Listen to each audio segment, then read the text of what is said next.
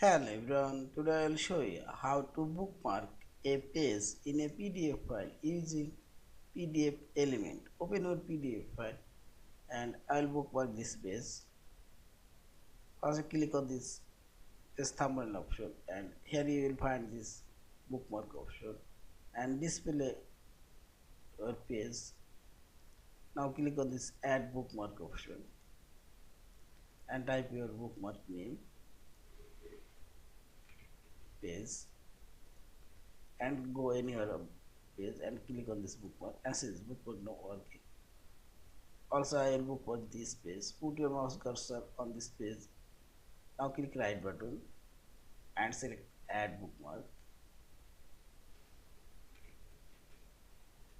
Yes, 2 and see this page and click on this side bookmark and see this. In this way you can bookmark your PDF file pages. Yeah.